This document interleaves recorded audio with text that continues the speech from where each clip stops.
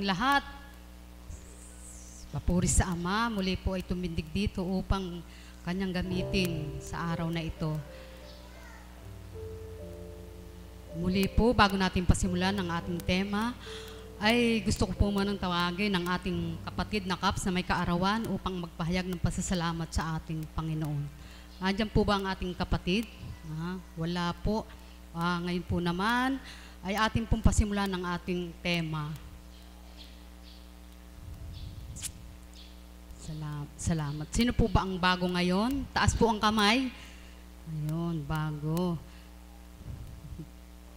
Salamat mga kapatid at kayo po ay inanyahan ng ating Ama na tumungo dito upang masilayan ninyo ang kanyang kahiwagaan sa pamamagitan ng banal na Espiritu sa kanyang kinalugdan ang ating mahal na Apo Kunching.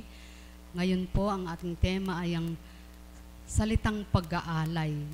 Ano po ba ang salitang pag-aalay? Bilang sa isang pagkatao, ang akala natin ay ang pag-aalay ay sa mga bagay lamang. Subalit hindi po ganun ang marapat. Ang marapat po, tayo po ay nanyayahan ng ating Ama dito sa kanyang banal na dambana kung paano ang ating mga sarili iaalay natin sa Kanya sa pamamagitan ng mga salitang naririnig natin sa bawat araw sa kanyang kinalugdan ng ating mahal na Apo Kunching. Salitang iyon ay tumitimo sa ating kaisipan upang tuwirang ito ay ating maisabuhay. Kaya po, pagdating po ng oras na tayo ay natanggap na natin sa ating sarili na ang Diyos sa ating isip at puso, maisasagawa na po natin ang ating narinig na salitang makapagbibigay sa atin ng ikabubuti ng ating sarili. Buhay po ba ang Diyos? Amen. Pag-aalay. Pag-aalay na tuwirang tayo po ba ay may karamdaman? Ang ating sarili, tuwirang inyalay natin at tayo nagtiwala sa ating Ama na siya ay makapangyarihan at mahiwagan tayo pagagalingin. Amen po ba? Pag-aalay sa ating Panginoon. Bilang tayo ay ang pagbabago sa ating sarili, gusto na nating gawin. Sapagkat ang Panginoon Diyos nga ang dapat nating alayin sa ating mga sarili, upang ang mga naririnig nating mga salita na magbibigay pagbabago sa ating isip upang tupdin na natin na tayo ay magbago. Yun po ay ating pag-aalay din sa ating Ama. Sapagkat yun po ay paraan ng ating sa pagtungo natin sa araw-araw na pagbabata natin. Tuwirang pong makikita ng Ama na tayo nga ay nag-aalay ng ating sarili sa Kanya, sa isip, sa puso at sa gawa. Amen po ba? Ngayon po, wala po akong hawak na kung sino man ng aking tatawagin. Subalit sa akin pong paniniwala, malayo man, malapit man tayo, sapagkat tayo ay mapalad at ang bawat isa ay nanyayahan dito sa ating banal na damba ng ating tinutunguhan. Amen po ba? Amen. Ngayon po, ang tatawagin ko po ay talagang nadadama ko na siya ay inaalay niya ang kanyang isip, puso at isinasagawa niya sapagkat na malayo man po ang kanyang pinagmumulan, talagang inaalay po niya ang kanyang sarili upang maglingkod sa ating Ama. Tinatawagan ko po si kapatid ni Emma na taga-Tondo.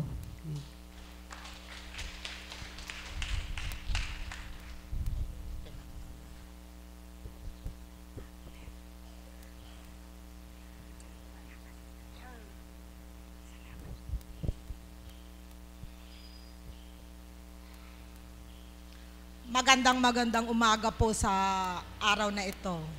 Apo, magandang umaga po sa iyo. Ay, kayo sorpresa ng Ama. Talaga po. Sabi ko, nung sabihin po ng kapatid na malayo o malapit man,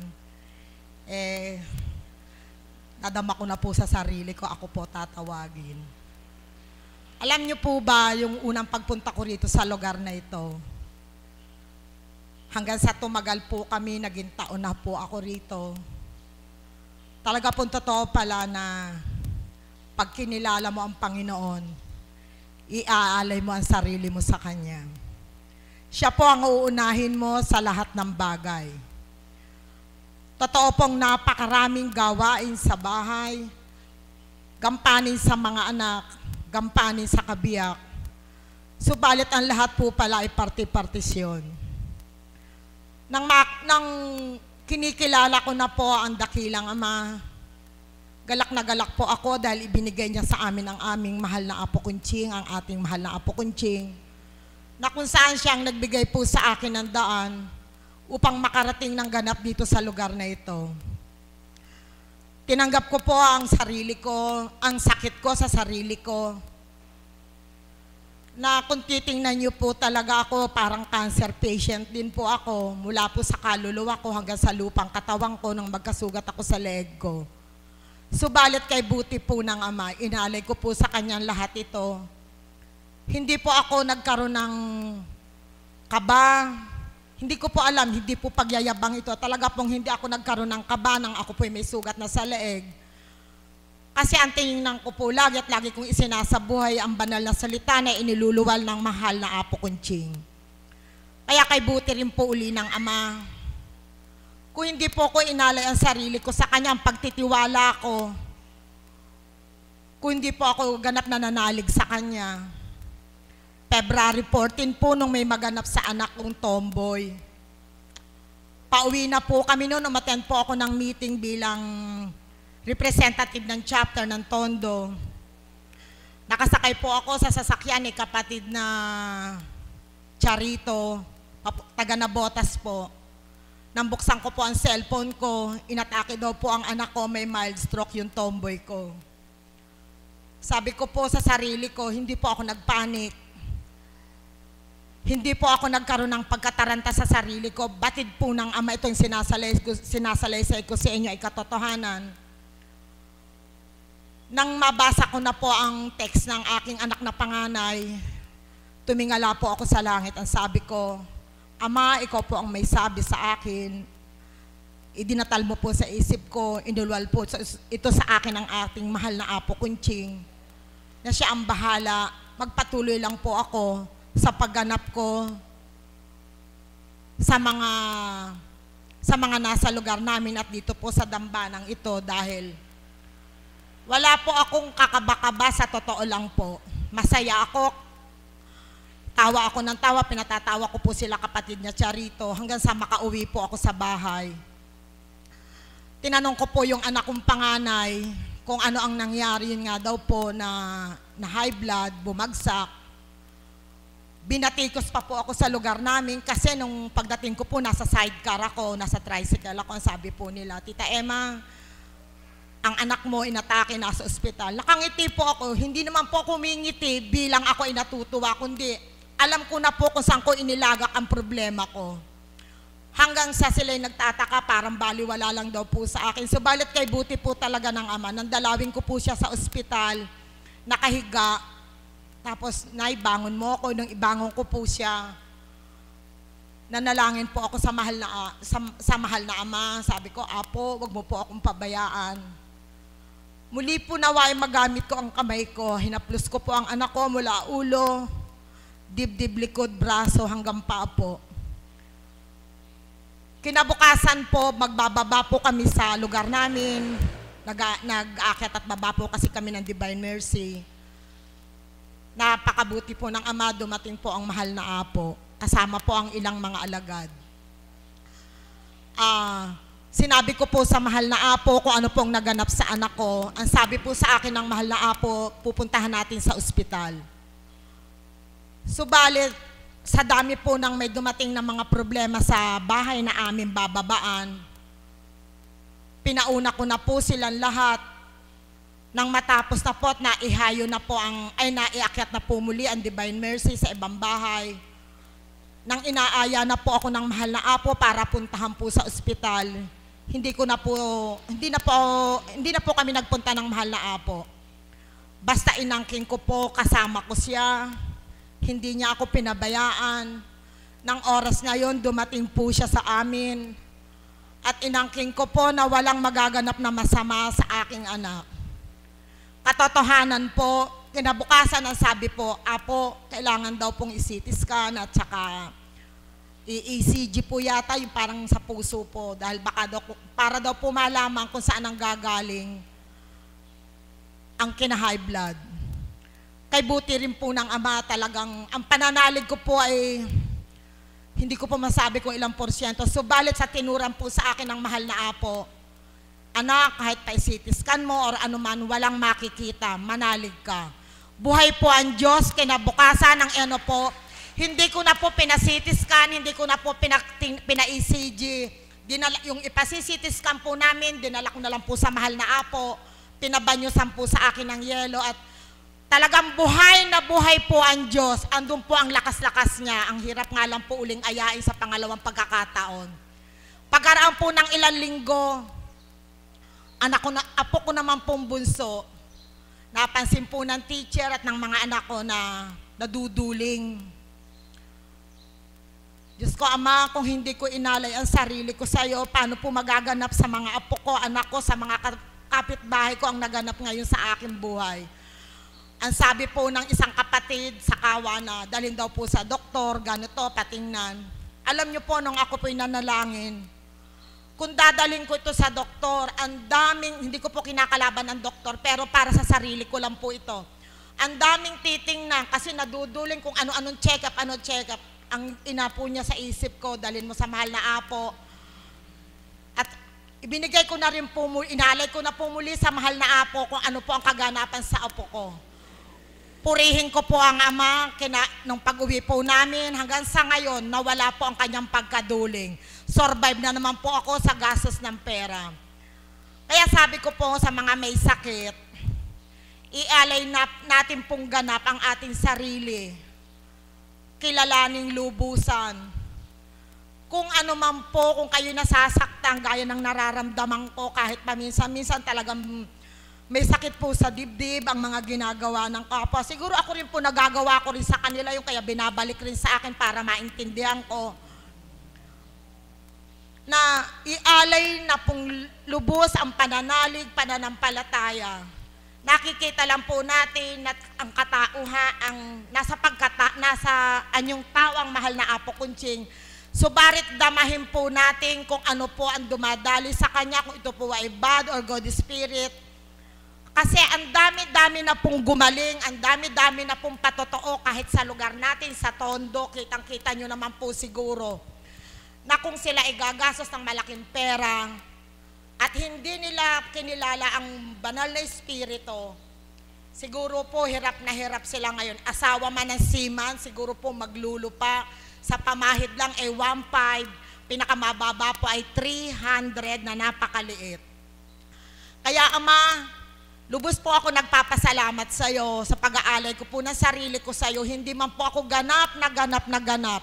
Subalit nakakadama na po ako ng mga hiwaga mo, pagmamahal mo, na pinabalik ko naman sa totoong pananalig ko sa iyo. Inilalabang ko po, kaya minsan ayoko pong magpatotoo. Minsan yung diablo, nandyan na naman sa daan-daan dyan, susubukan ka na naman po. Pero ang ipapanalo ko po ay ang iyong pangalan, hindi po ang sakalaban. Maraming salamat po. Salamat po, mahal na kapatid. Purihin po ang Ama sa lahat ng anuman ng kanyang pinagdaan, ng pagdalisay o pagsubok man. Talagang nagtiwala siya sa mga karamdaman pinagdaraanan ng kanyang pamilya. Nagtiwala siya sa kinalugdan ang ating mahal na Apo Kunching sa pamamagitan ng Espiritu. Buhay po ba ang Diyos? Ngayon naman po, ang aking pong tatawagin upang mag-alay. Mag-alay po ng awitin para sa ating Panginoon. Tinatawagan ko po ang kapatid naming Mirna Andrada.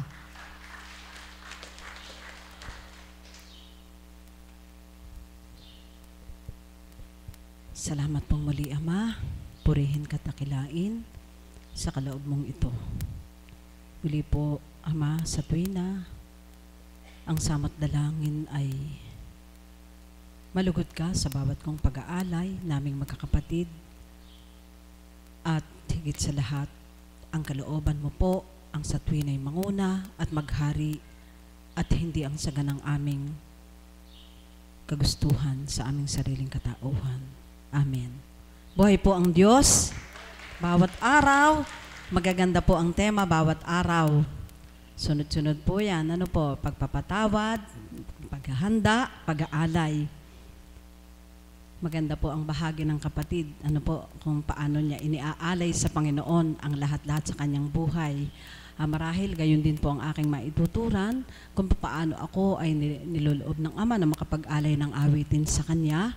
Nais ko po na sa pamamagitan ng pag-awit ay maialay ko sa Kanya ng may katapatan, may pag-ibig, may katotohanan, may pananalig. Kaya sa pamamagitan po ng pag-awit, iniaangkop ko po ang awiting ito sa tema na ibinigay ng Diyos sa ating kapatid na Flor. Kaya po, muli, mga kapatid, nawa, magustuhan po ninyo ang awitin, namnamin po natin ang bawat awit na iniaalay natin sa Panginoon. Salamat po.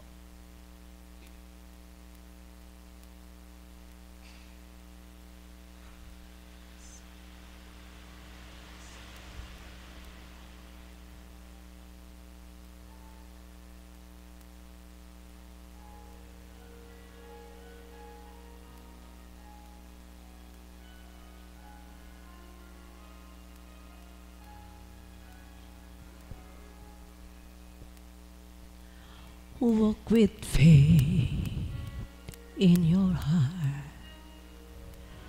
and you'll never be alone. For with faith in your heart, our God is yours to own. He'll never will crave if in Him you believe and walk with faith in your heart. When the dreams that you dream seems to disappear from view, that's the time to fight on, and soon they'll all come true. He'll lighten your load as you travel, light load, so walk with faith in your heart. Whenever you have troubles, just reach out for His hand. Keep by His side, your constant kind and quick to understand.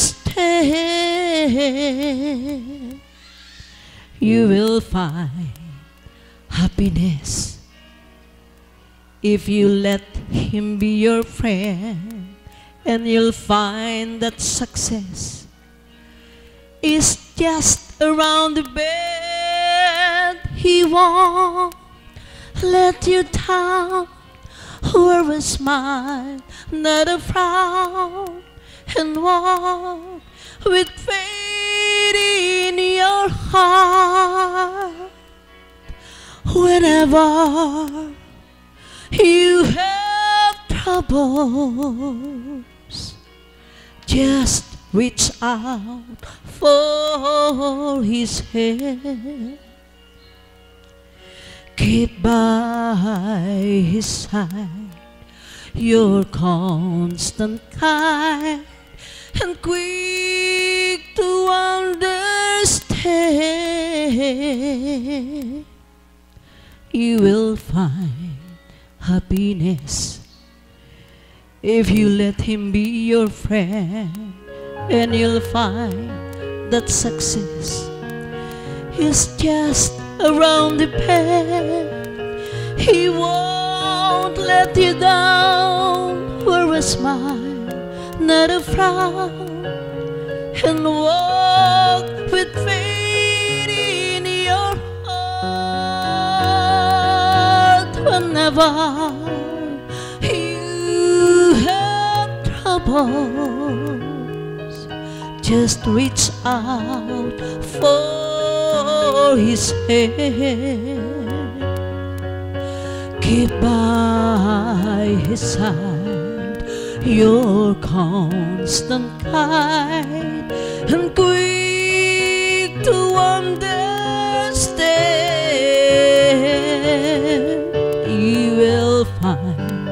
happiness if you let Him be your friend. And you'll find that success is just around the bend. He won't let you down, or a smile, not a frown, and walk with faith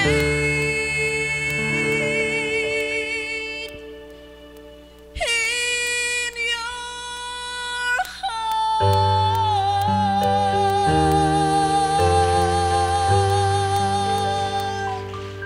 Salamat po, Ama. Salamat po sa iyo. Amen.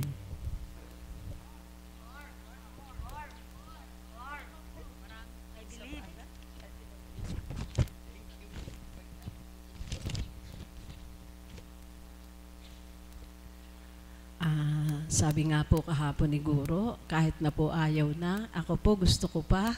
Kayo po ba? Gustuhin nyo na rin po. At angkinin po natin na gusto po ni God. Ano po? Sapagkat siguro po inihahanda itong isang awit na ito doon sa mga darating na araw na hindi ako kaloob na matawag. Sapagkat sa puso ko po ngayon, hambing doon sa narinig ko kay Mami Betchico nung isang araw po siyang nagpahayag sa dating buhay, kapag nagpupumiglas ang damdamin mo, parang nalulumbay ka pag di natawag. Ngayon po hindi na, sapagkat ang ibig daw pong sabihin noon, may ibang kaloob. Wala nang sakit, kundi magparaya sa ibang kapatid. Ngayon po, paraya nyo na po sa akin. Isa pa po. Naniniwala po ako na ang kalooban ng Diyos ang naghahari sa tuwina kapag ang puso mo tumataha ka ng may faith, may pananalig at katapatan. Salamat po, Ama, at salamat po, mga kapatid. I believe.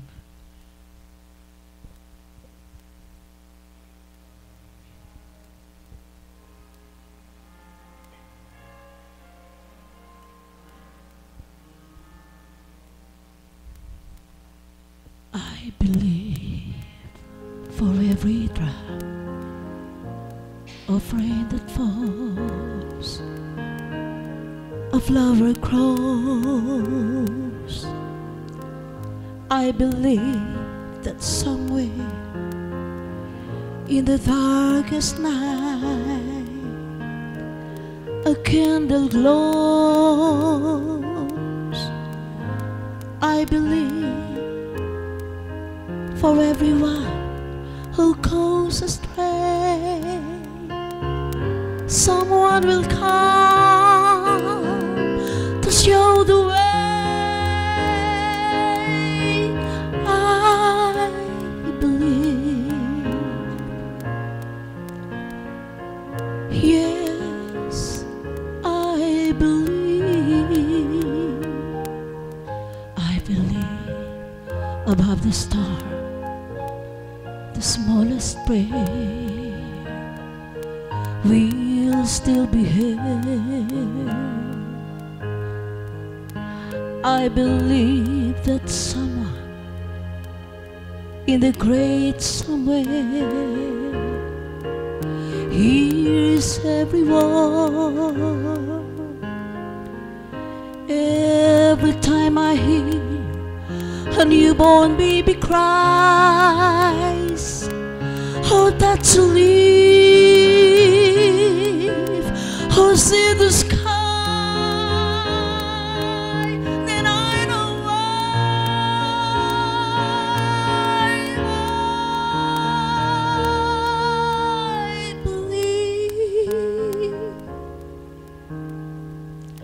I believe for every drop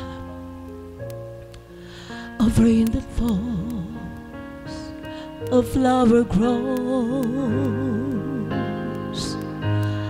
I believe that somewhere in the darkest night a candle glows. I believe for everyone who goes astray, someone will come to show the way. I believe, yes, Lord, I believe.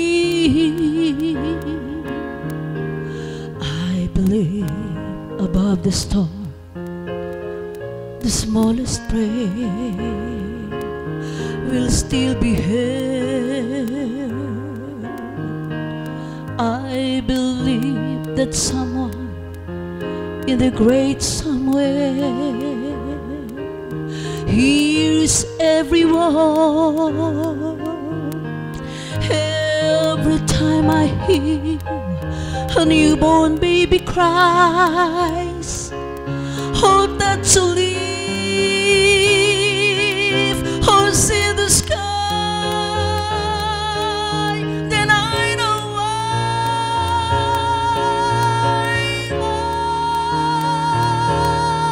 I believe. Every time I hear a newborn baby cries, hope that to live or see the skies, then I know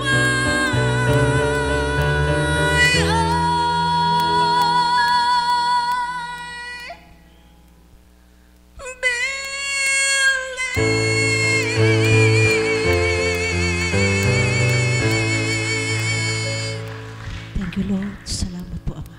Salamat.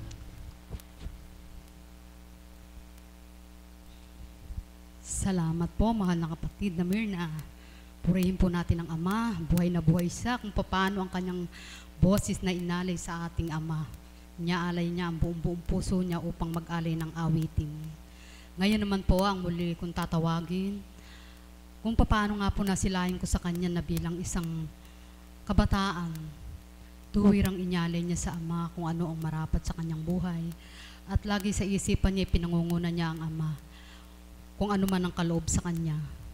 Ngayon po, tinatawagan ko po ang aking kapatid na Arlene.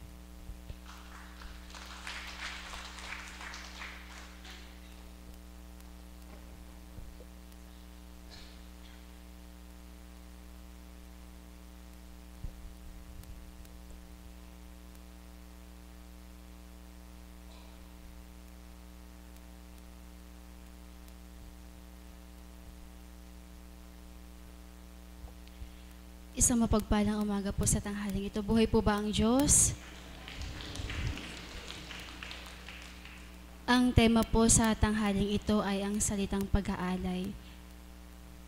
Iba po ang pag-aalay sa pagkatao at pag-aalay sa pangkabanalan. Amen po ba?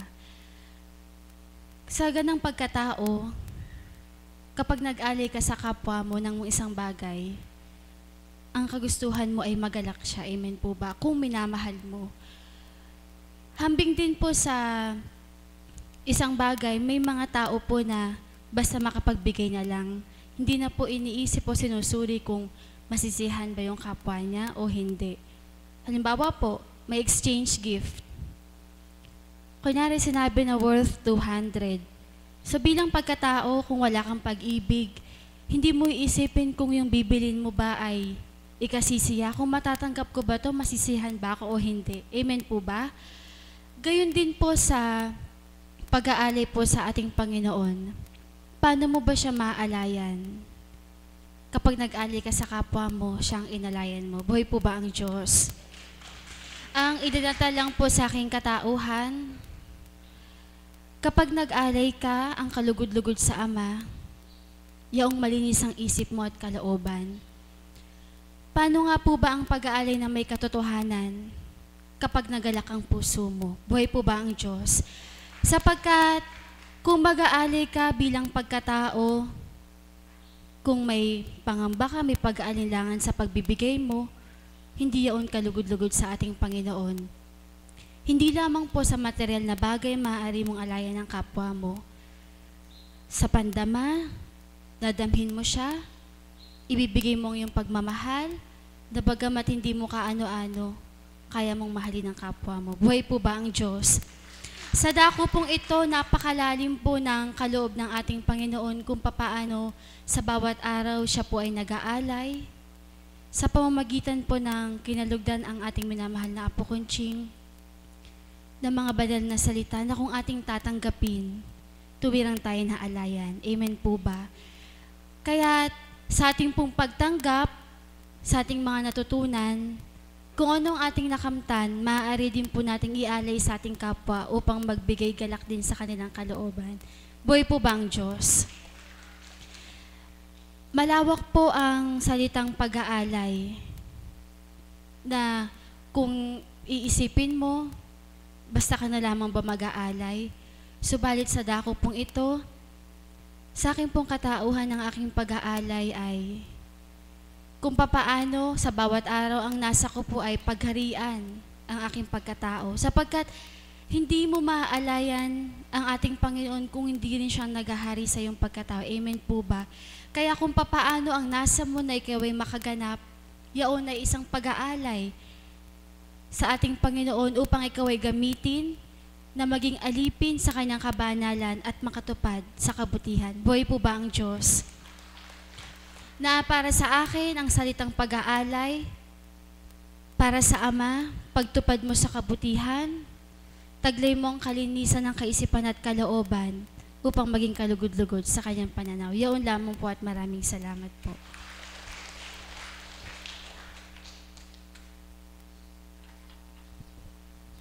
Salamat po, mahal na kapatid.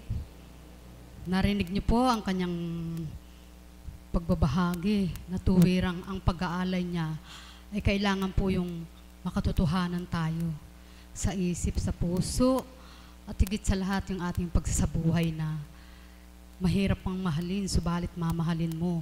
Alang-alang sa pag-aalay natin sa Ama, sapagkat yun po ang kalugod-lugod sa Kanya. Amen po ba? Wala po tayong kibo. Salamat po sa Ama at ang bawat isa'y tuwirang nakikinig. Ngayon po, sa inyo naman pong mga tagasunod, baka po gusto nyo mag-volunteer upang ipaliwanag. Amen. Salamat po sa Ama at mayroon po tayong volunteer na kapatid.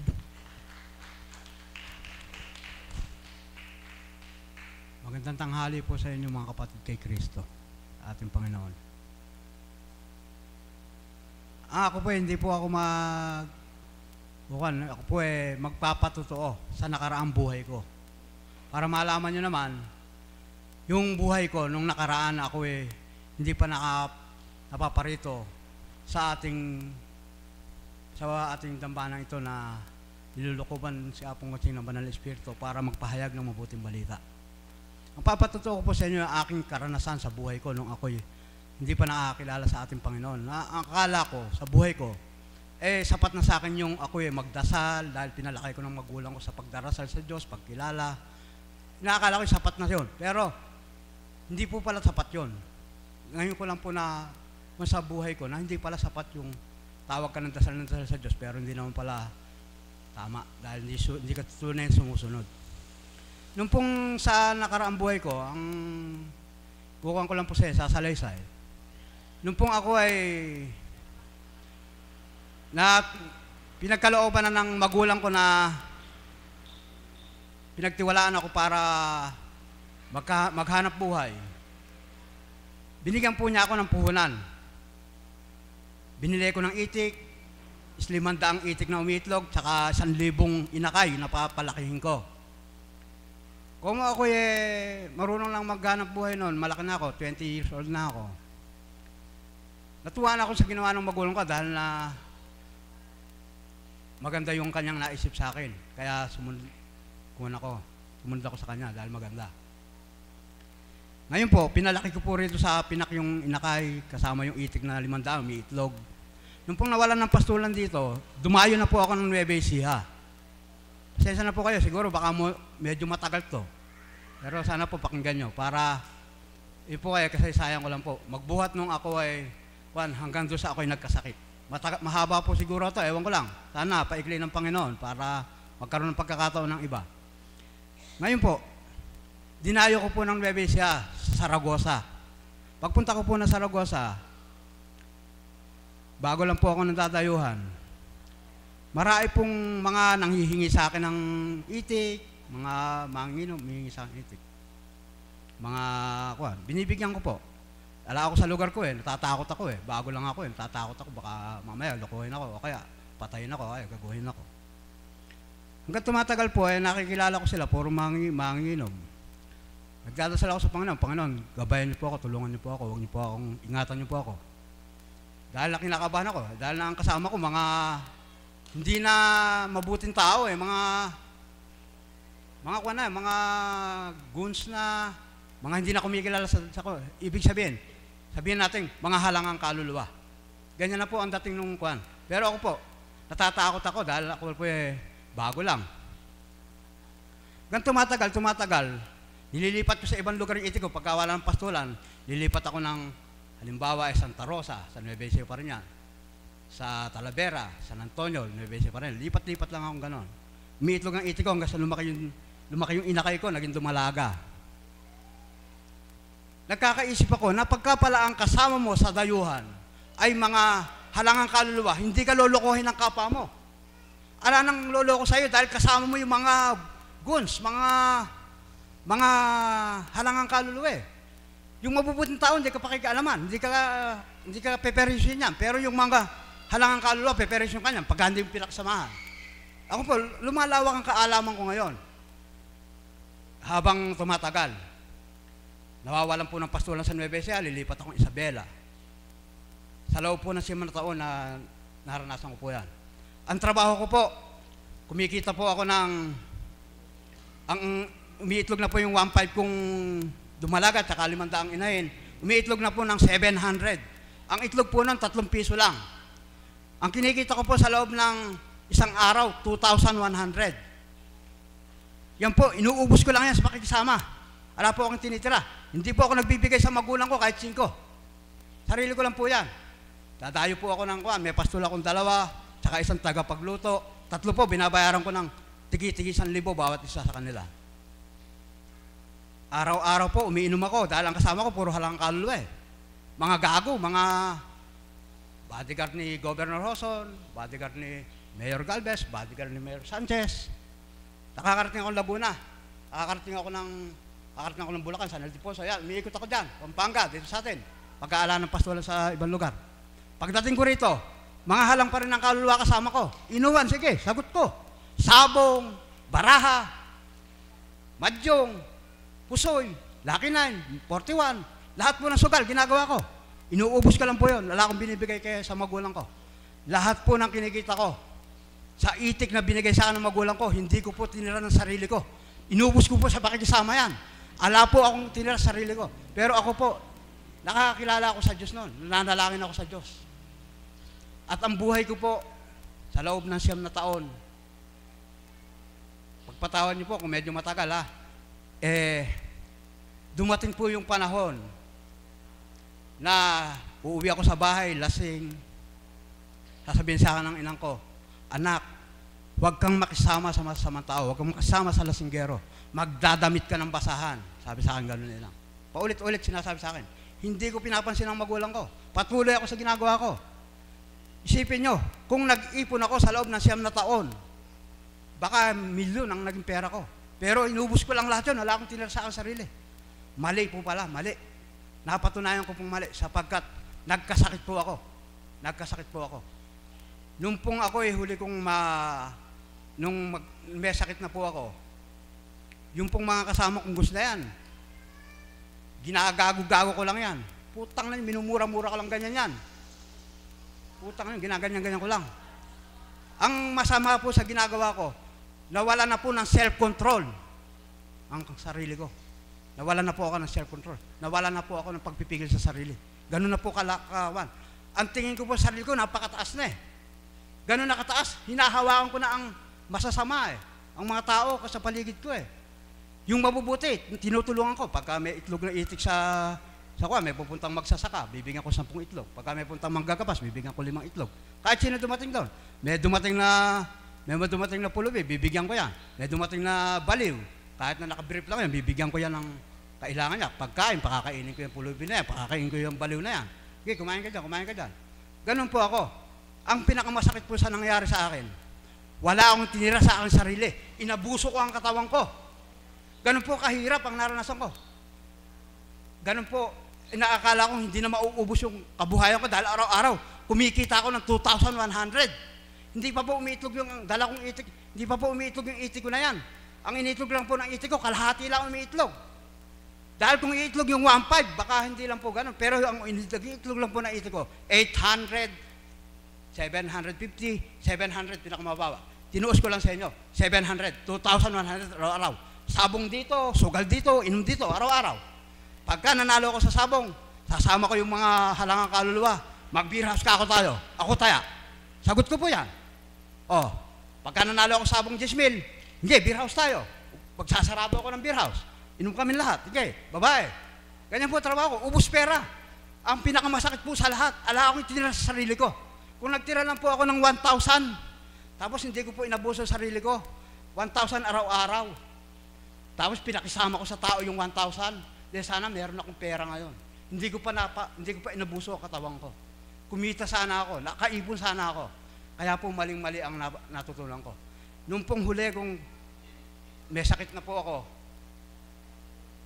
sa San Ildefonso na po ako kinuhan tatang. Inuwi ako sa bahay pare. Siya ang pumirmi sa iti ko. Ibinenta na niya yung iti ko. Binenta na niya yon, inalis na niya. Andito na ako sa bahay pare. Alam niyo po ba ang tinrabaho ko sa bahay pare? Pagka po nagalit ako sa isang tao, hinahabol ko ng taga. Totoo po yan. Ayan, saksi yan. Mga taga-bahay pare. Si Tata Angel, kilala niyo po ba si Tata Angel? Kapatid ni Inang. Hinahabol ko po ng tagayan, kundi nakatakbo. Hindi ako pinigil tatang, patay eh. Si Tata Isak po. Hinahabol ko ng taga sa bahayan, kung magalit ako sa kanya. Hinahabol ko ng taga, kundi nakatakbo na kaya sa hagdanan, putol ang ulo eh. Yan po, totoo yan. Ngayon po, kaya nangyari ako eh, nagdusa na. Nagdusa na po, dumating na ang buhay ko na pagdurusa, naranasan ko, kahirapan at kuwan, nung magkasakit na po ako. Isang araw po, lasing na lasing ako. Nagkaroon sila ng pagkakataon na maitali ako. Tinali ako. Pinagtulong-tulungan akong igapos ng magulang ko, mga kapatid ko, mga kapitbahay ko. Tinali ako, dinala ako sa ospital. Pagdating ko sa ospital, sinaksakan ako ng gamot ng doktor. Magbuhat po noon. Kalbari na inabot ng problema ng kuwan ko. Paghihirap. Hindi na po ako makaporma sa loob ng 20 taon. Ala na po ako, ginagastusan na lang ako ng magulang ko. Sa bahay na lang ako. Ang pinakakaligayahan ko pong naranasan sa buhay ko pagka binigyan ako ng gamot na pampakalmante. Doon po, nakakalakad ako, ganyan. Nakakapagsalita ako bahagya. Ganyan lang po ang lakad ko. Pero maligaya na po ako noon. Ang halaga po noon, 1.5, isang inom. Gano'n po ang epekto noon? Isang araw lang po. Pagka hindi ka nakain sa susunod na araw, ganun ka na naman. Masakit na naman lang. Mahirap na naman katawan mo. Ang panga mo, napakatigas. Yung ipon mo, nagdidikit. Nabungi nga ako sa hirap ng naranasan ko eh. Napakahirap po. Hindi ako makalakad, pinarusahan ako ng mga magulang ko. At yun po, hindi ko sinisisi ang Diyos dahil ang sarili ko ang gumawa ng aking kasalanan eh. Ang sarili ko.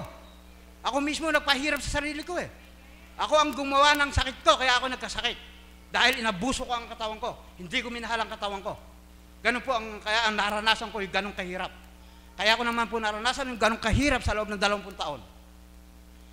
Dahil na sa kasalanan ko rin. Gusto lang akong paggamot ng mga magulang ko. Hindi nila inintindi ang pera. Hindi sila nakapagpagawa ng bahay. Yung pagkain lang namin ng masuportan lang ako. Sino po niya ininom kong gamot? 600 sa isang araw. Tapos 1.5 sa isang araw yung pampakalmante, 1.5. Tapos pagka dinala ko sa ospital, magpapacheck up, 7,000. Sorry po. Pinakamahina lang inuubos sa akin sa buwan yung 49,000. Inaanin nila, naubos ko. Yung sweldo ng mga kapatid ko, 8, 6. Sweldohan lahat. Hati-hati sila para masuportahan nila gamot ko sa araw-araw. Gaano kasakit yung ginawa ko sa mga magulang ko. Milyon ang inubos ko sa kanila. Pero hirap na hirap ang kalooban ko sa ginawa nila sa akin dahil pinarusahan nila ako. Ginusto ko pang ako hindi na pinanganak sa hirap ng naranasan ko. Mas mabuti pang ako ay hindi na humihinga nung nilabas ako ng inang ko sa hirap ng naranasan ko. Napakahirap po mga kapatid. Napakahirap. Pero nagpapasalamat ako sa ating Panginoon. Dahil nung ako'y dumating na sa suko na ako, dumalangin ako sa ating Panginoon. Sabi ko sa ating Panginoon, kung ganito na lang ako habang nabubuhay, kuhanin na niyo ako. tanggap ko dahil napakahirap na ng nararanasan ko. Ala na akong kaligayahan. Balot ako ng kalungkutan. Hirap at sakit ang naranasan ko. Kaya napatunayan ko sa Panginoon, napakabuti niya, dakila siya, dapat siya sambahin, dapat siyang paglingkuran, dapat siya sundin habang tayo nabubuhay. Dahil ang Diyos, pinakita niya sa akin ang kanyang kapangyarihan. Ang kapangyarihan ng Diyos ay walang hanggan. Sapagkat ako, isang makasalanang tao, hindi niya ako binitiwan. Ganyan.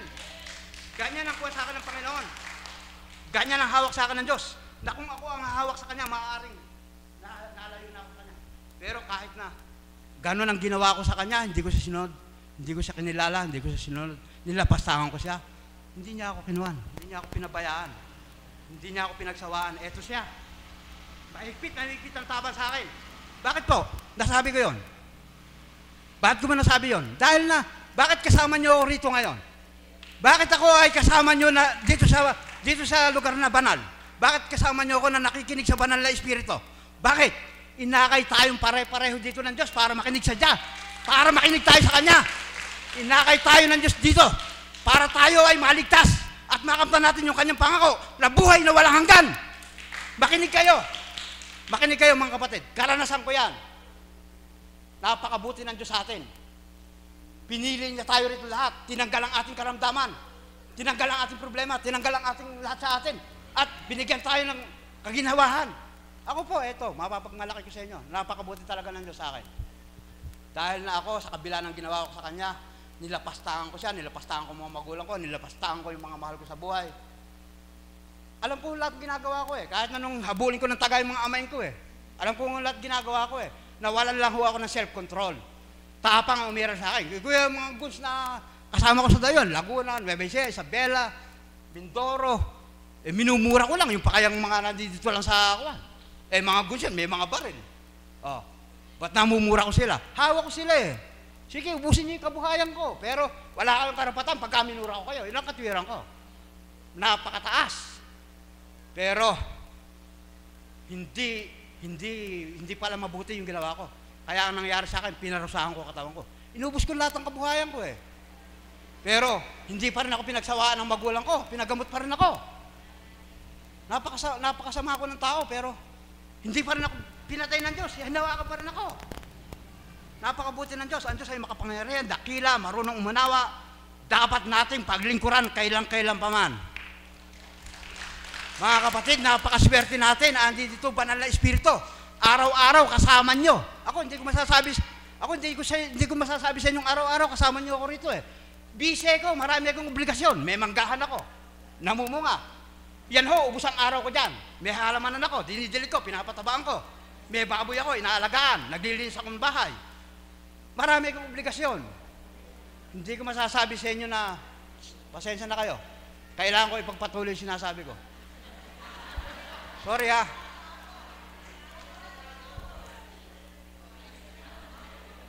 Ngayon po, ito po ang pakikiusap ko sa inyo.